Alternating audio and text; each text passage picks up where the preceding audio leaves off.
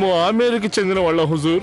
మేము ఇరుగు పొరుగున ఉన్న రాజ్యాలకు పోయి అక్కడ మజిలీ చేస్తూ ఉంటాం. మా కళ ప్రదర్శిస్తాం. అక్కడ ప్రజల్ని వినోదపరిచాక ముందుకు సాగిపోతాం.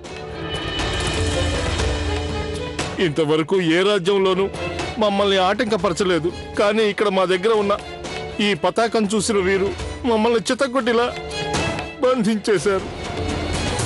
కానీ ఈ పతాకం మీ దగ్గర ఎందుకుందని మేము అడిగిన ప్రశ్నకు మీరు సమాధానం చెప్పలేదు. ఇదే ఈ పతాకం నాట్యంలో ఉపయోగించుకునే ఒక వస్తువు. ఏ విధంగా మేము కరవాలం ధరించి నర్తిస్తామో, పాడతామో, నెత్తిన మంట పెట్టుకుంటామో అదే విధంగా పతాక నృత్యం కూడా ఉంటుంది. ఏ కళాకారుడైనా ఆ నాట్యం కూడా చేస్తాడు.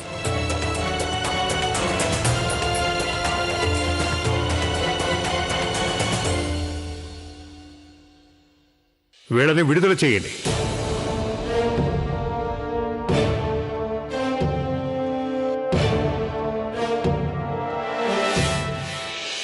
ఆమేరు మహారాజు గారు ప్రస్తుతం మాకు అతిథిగా ఉన్నారు. మేము వారి గౌరవార్థం ఉత్సవాన్ని ఏర్పాటు చేశాం. మేము కోరుకుంటుంది ఏంటంటే మీరు ఆ ఉత్సవంలో మీ కళని ప్రదర్శించమని. తమ ప్రాంతపు కళ చూస్తే వారు ఎంతగానో సంతోషిస్తారు. వందనాలు షహన్షా. తమరు ఆజ్ఞాపించినట్లే చేస్తాం. నేను కొంచెం తమరితో మాట్లాడాలి. అందరూ వెళ్ళండి.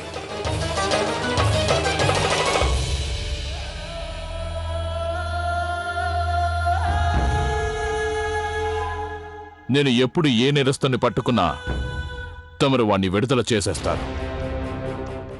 ఆదం, ఏ రోజైతే నువ్వు నిజమైన నేరస్తుని పట్టి బంధించి తీసుకొస్తావో ఆ రోజు మేము వాడిని విడిచిపెట్టాం. నీకొక పని అప్పగించదలిచాం. మేము మాకందిన సమాచారం ప్రకారం మధురలో కొందరు మా పాలనకి ఆటంకం కలిగిస్తున్నారట. నువ్వు అక్కడికి వెళ్ళి విచారణ చేసి కనుక్కోవాలి. ఈ మొఘలా ఈ నియమాలను కాదన్నదెవరో తెలుసుకోవాలి. తప్పకుండా నేనక్కడికి వెళ్ళి వాణ్ణి పట్టుకుంటాను. వాళ్ళకి భయానికమైన శిక్ష కూడా వేస్తాను. వాళ్ళని పట్టుకోవడం వరకే నీ పని. శిక్ష ఏమిటి అనేది మేము నిర్ణయిస్తాం.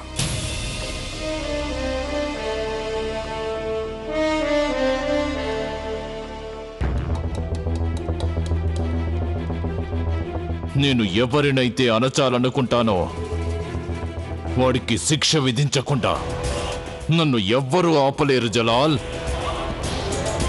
నువ్వు కూడా ఆపలేవు.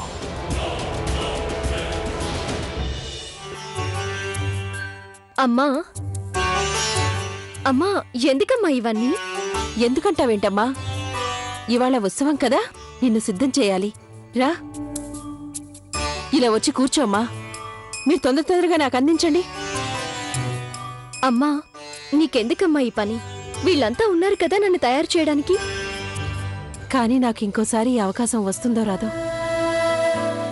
నీకు తెలుసా జోదా, నీ పెళ్లికి సిద్ధం చేస్తున్నప్పుడు నాకేమనిపించిందంటే నిన్ను సిద్ధం చేయడం అదే చివరిసారి అనిపించింది. ఈ మొహాన్ని మళ్ళీ చూసే అవకాశం ఎప్పుడొస్తుందోనని అనుకున్నాను నేను. అందువల్ల ఈ వేళ నిన్ను సంతృప్తిగా అలంకరిస్తాను.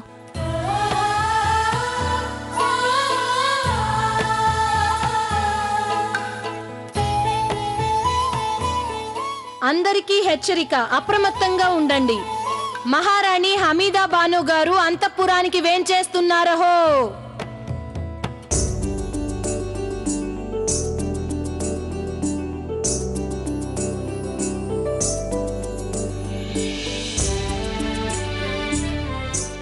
మా అమ్మకి నా ప్రణామాలు. అల్లా నీకు దీర్ఘాయుష్య ప్రసాదించుగాక. నీకు సకల సుఖాలు సంతోషాలు ప్రసాదించుగాక.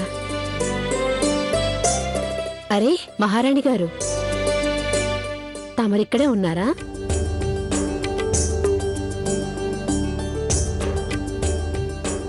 నమస్తే. అదే ఇవాళ ఉత్సవం కదా, దానికి నన్ను సిద్ధం చేయడానికి అమ్మ ఇక్కడికొచ్చింది. వీల్లేదు జోధా, మీ అమ్మగారికి ప్రస్తుతానికి అలాంటి హక్కు లేనే లేదు.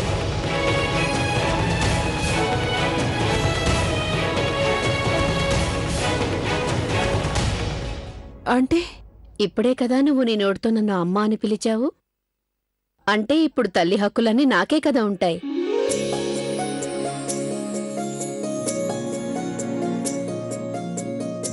అందువల్ల నేనే స్వయంగా నా కూతుర్ని అలంకరిస్తాను.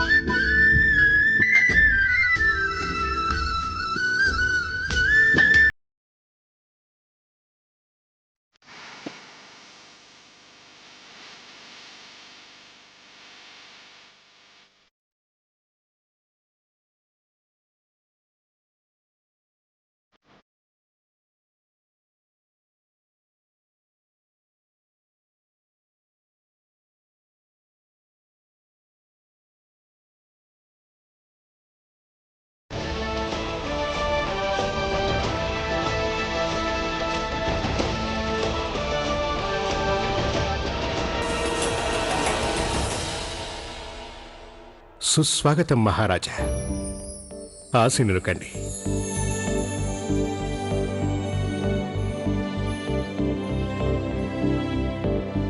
బహుమతుల్ని అర్పించుకోవచ్చు.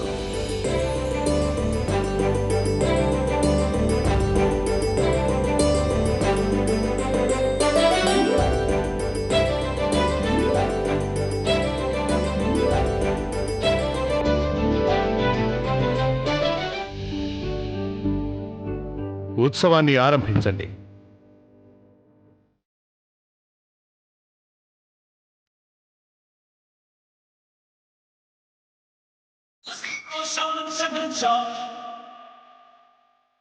మోతి, ఈ బంజారాలనే కదా ఆదం ఖాన్ ఖైదీలుగా బంధించాడు.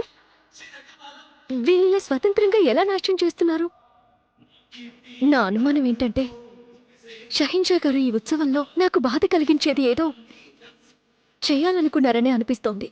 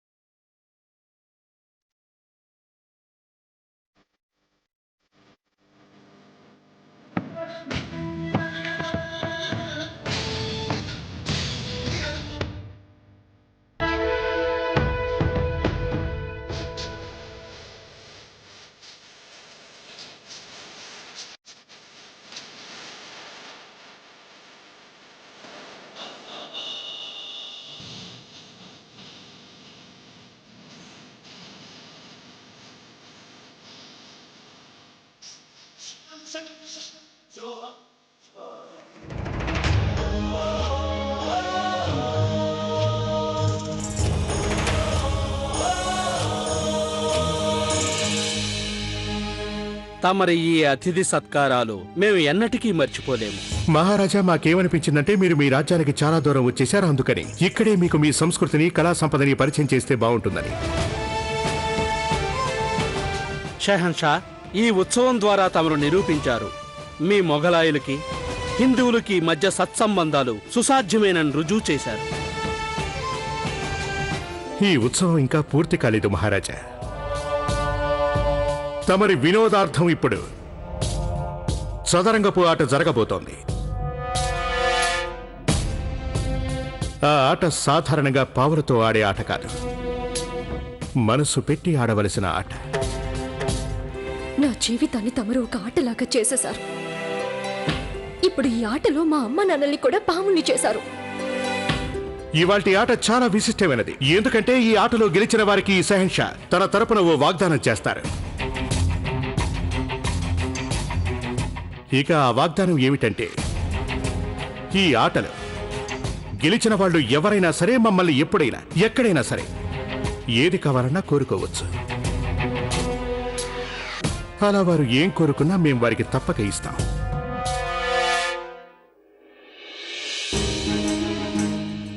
మొఘలాయి సామ్రాజ్యపు షహన్షా గారి ఆదేశం ఇది.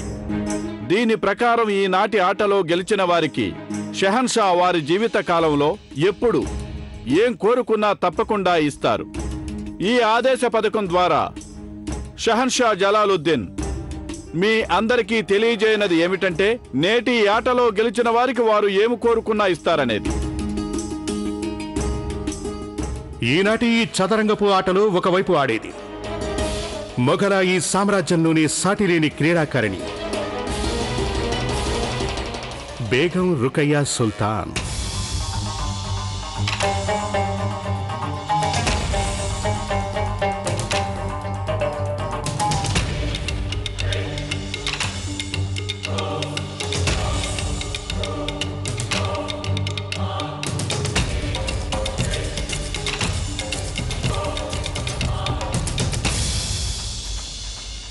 నాకు ఇంతటి గౌరవం ఇచ్చినందుకు శుక్రియా జహాపనా. తమరు గనుక అనుమతిస్తే నాతో ఈ ఆటలో పోటీ పడే వారిని స్వయంగా నేనే ఎంచుకుంటాను. నిస్సందేహంగా తమరు మా మహారాణి గనక తమరికి ఆ హక్కుంది. మహారాజు గారు ఇది మొఘలుల హైందవ సంస్కృతుల కలయికకు సంబంధించిందన్నారు.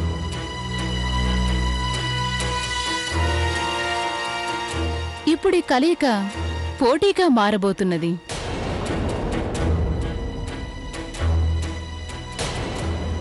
నేను ఈ ఆటని బేగం జోధాతో ఆడాలనుకుంటున్నాను.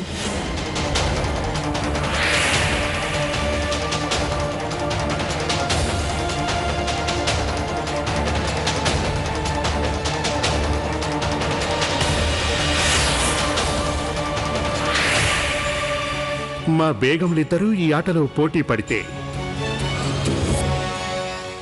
మేము చాలా సంతోషిస్తాం. ఒకవేళ రుకయ్య ఈ ఆటలో గెలిచిపోతే షహన్షా గారిని ఏమడగబోతుందో ఏమో.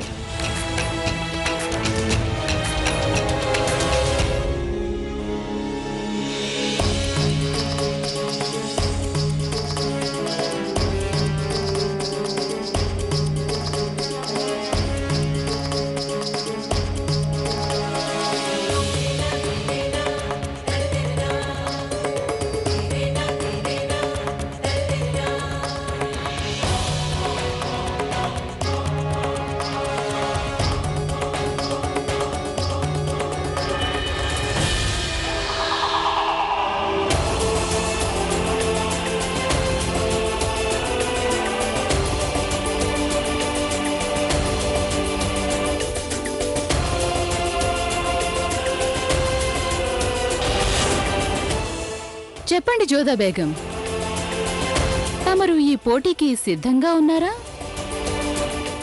లేక ఆడకుండానే ఓటమిని స్వీకరించదలిచారా? మా సంస్కృతిలో పోరాడకుండా మరణం ముందు కూడా ఓటమిని అంగీకరించాం. కవ్వించింది యుద్ధానికైనా లేక చదరంగపు ఆటకైనా మా రాజవంశస్థులు ఎన్నటికీ వెనకంజు వేయబోరు.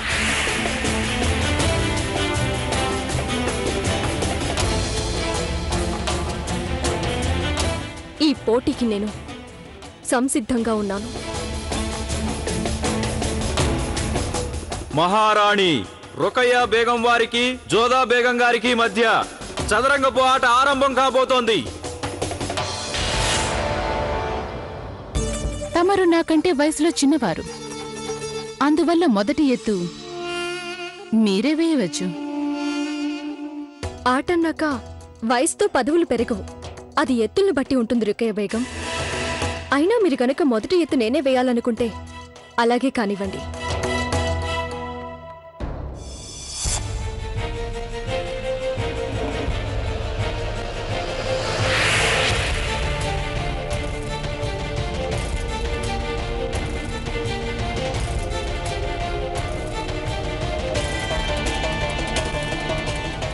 ఇదిగో దీనితో మీ రాజాస్వం చచ్చిపోతుంది.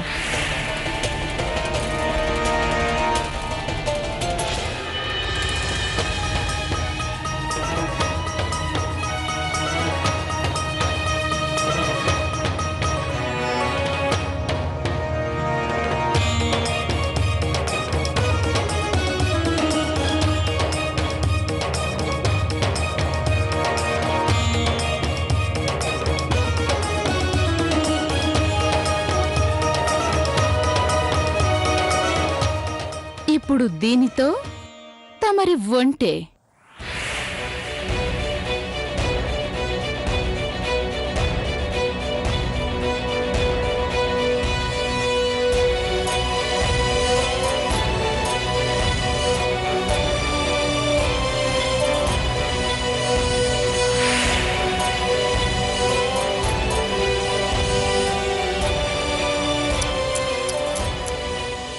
చాలా పెద్ద తప్పు చేశారు తమరు జోదా బేగం. తమరి రాజును నేను 4 వైపుల నుంచి చుట్టుముట్టేశాను కదా.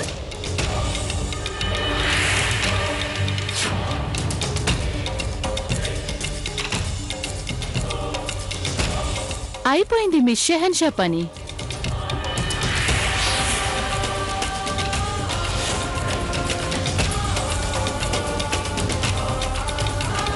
తమరి ఆట అయిపోయింది చిన్న బేగం.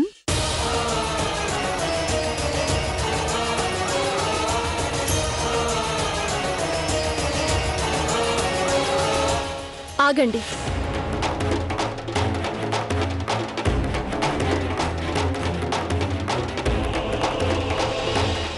ఆట ఇంకా ముగిసిపోలేదు.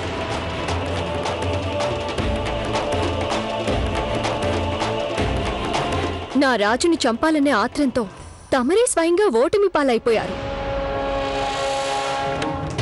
మీ దృష్టంతా కేవలం నా రాజుగారి మీదే ఉంది. నా రాజుని ఎలాగైనా చుట్టుముట్టాలన్న తొందరపాటు వల్ల మీరు మీ రాజుగారికి ఎలాంటి భద్రత లేకుండా చేసుకున్నారు.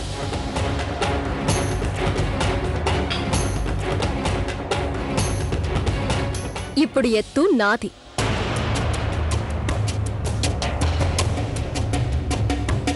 ఇదిగో రాజు, మీ ఆట కట్టు.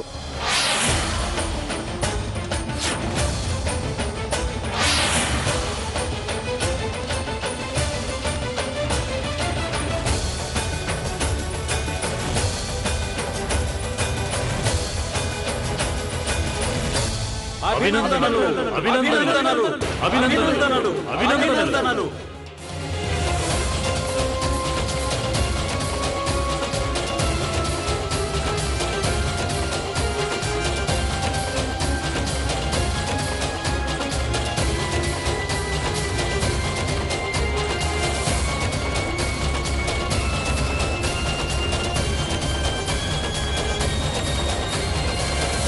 జోధా బేగం,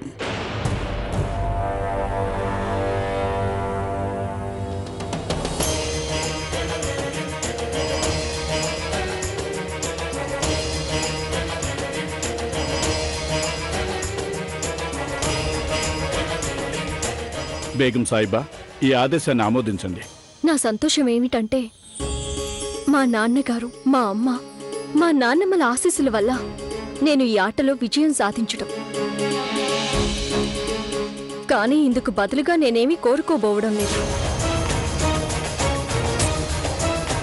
నేను ఈ ఆట కేవలం ఒక ఆటగా భావించి మాత్రమే ఆడాను. షహిన్షా గారి గౌరవం కాపాడడానికి ఆడాను. నాకు ఏ వాగ్దానం మీద ఆశ లేదు. ఏదైనా బహుమతి అందుకోవాలన్న కోరిక లేదు.